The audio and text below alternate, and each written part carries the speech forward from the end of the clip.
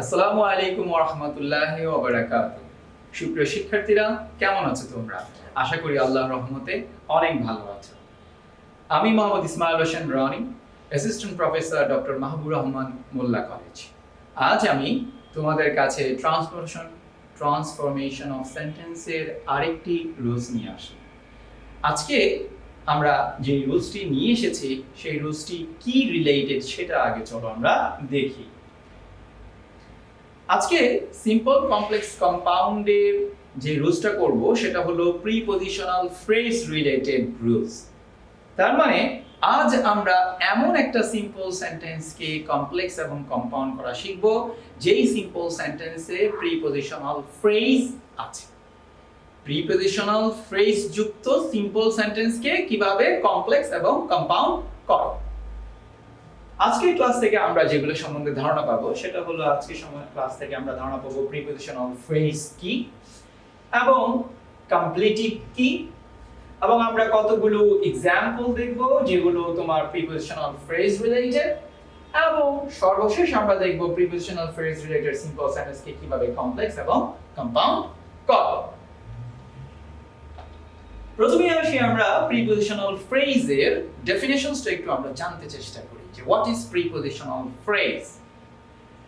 Prepositional phrase দেখো এখানে লেখা আছে a phrase which consists of a preposition, the head word of the phrase and a completed, the nominal known as prepositional object.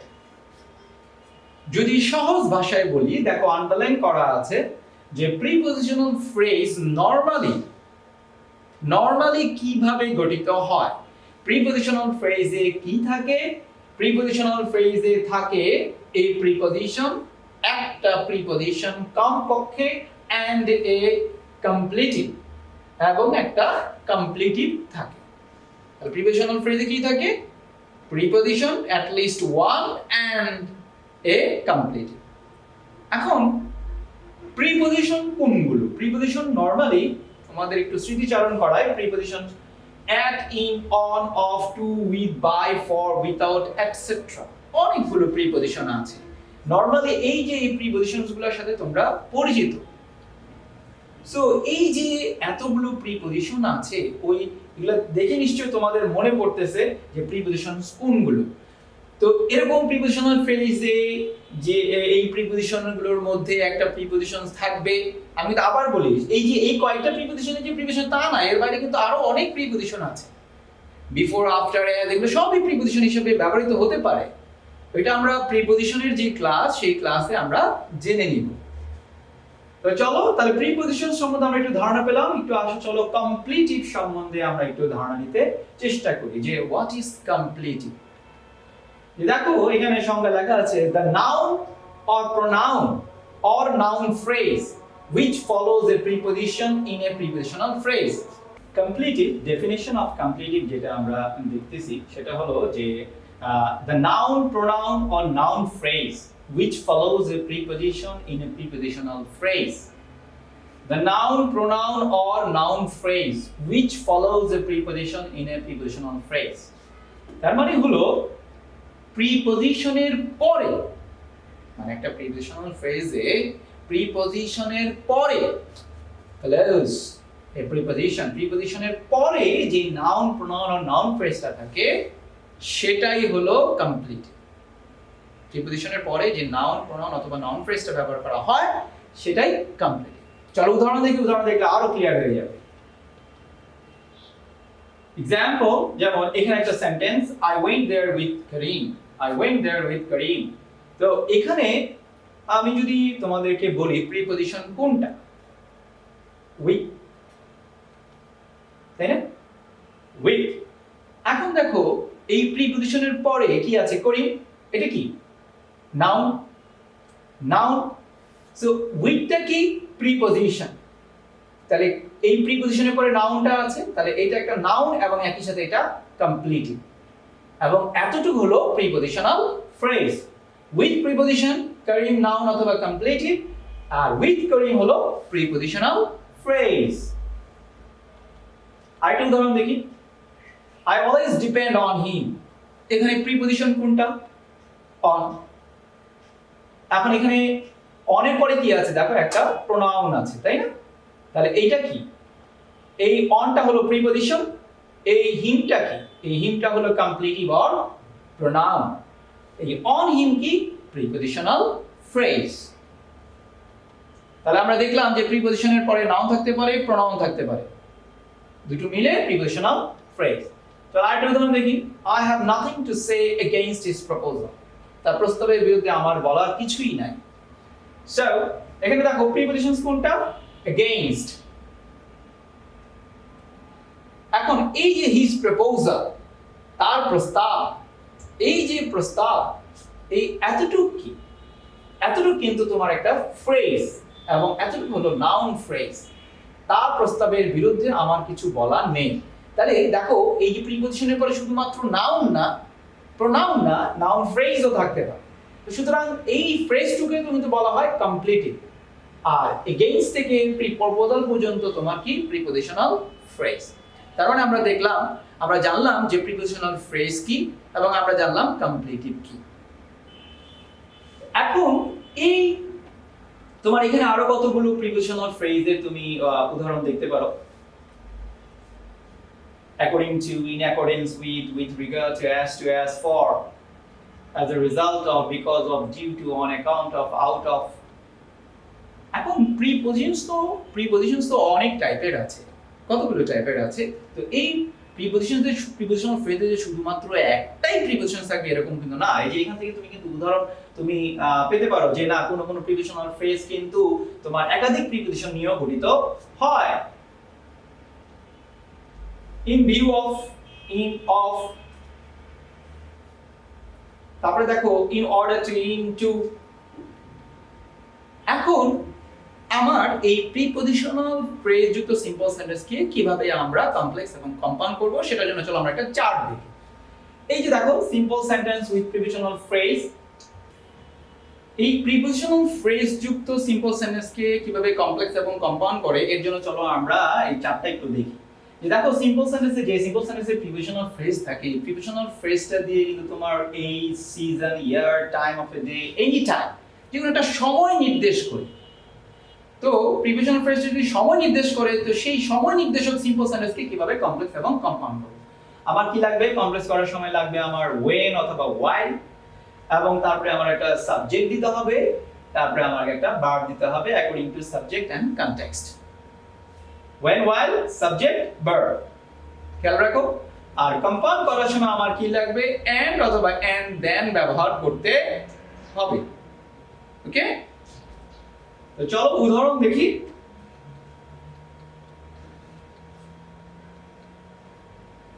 at the age of 10 he left his house। এই যে দেখো যে red করা আছে যে ফ্রেজটুক, সেই ফ্রেজটুককে আমরা কি বলতে পারি? Prepositional phrase. he left his house। So এই যে দেখো প্রিপজিশন আছে at, এই যে at the age of 10, এখন এতটুকু অংশকে আমাকে কি করতে হবে? এখানে একটা ক্লজ বানাতে হবে কমপ্লেক্স করার সময়। কিভাবে বানাবো দেখো।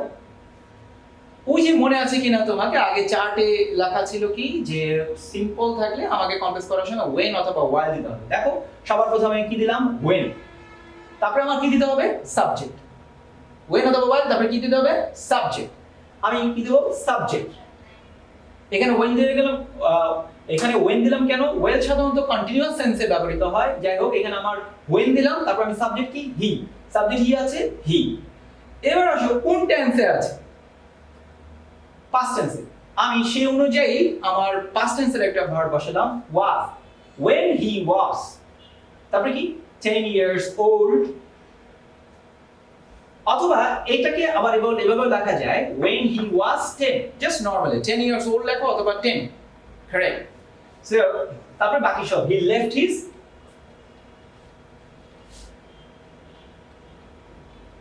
house।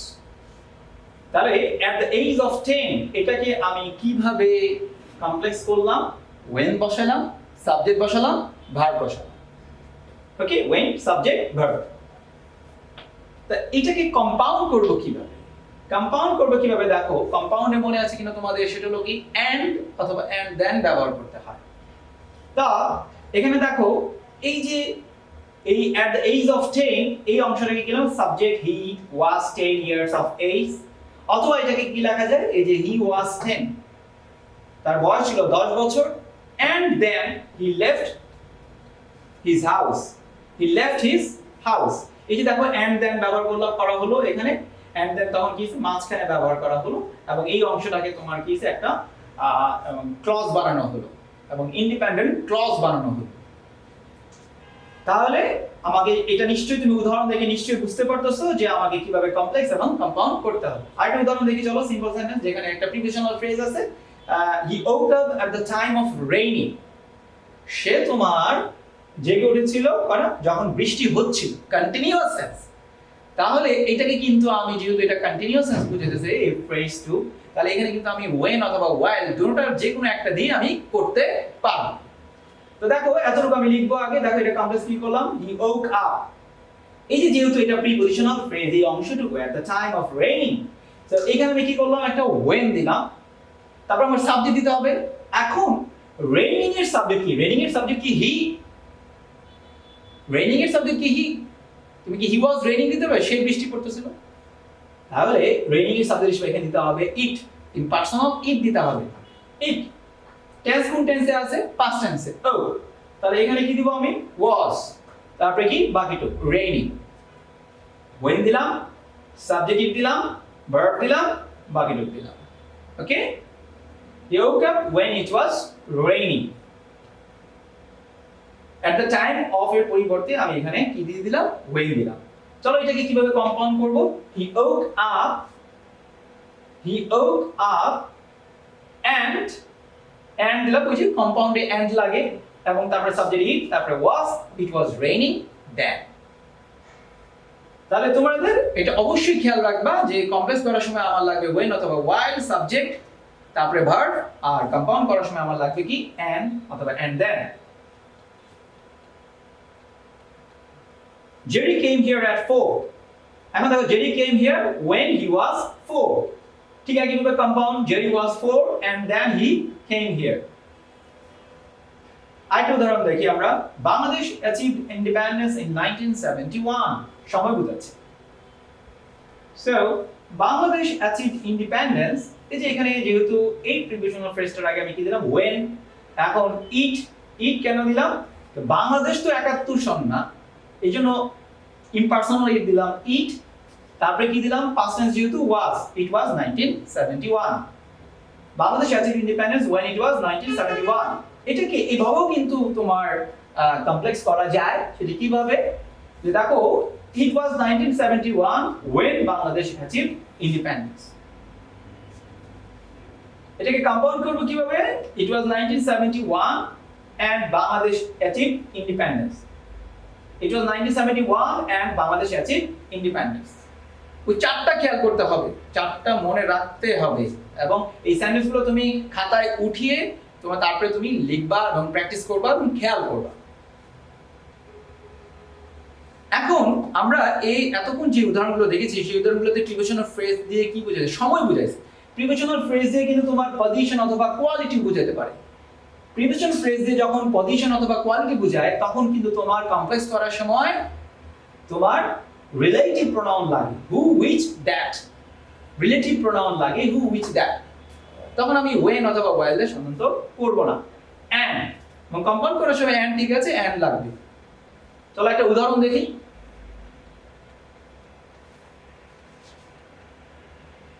there is a field in front of our college। এখন এই যে প্রিপোজিশনাল ফ্রেজটুকু আছে in front of our college, এটা দিয়ে কি, এটা প্রিপোজিশনাল ফ্রেজ, এটা দিয়ে কি সময় বোঝাচ্ছে, এটা দিয়ে একটা পজিশন বোঝাচ্ছে।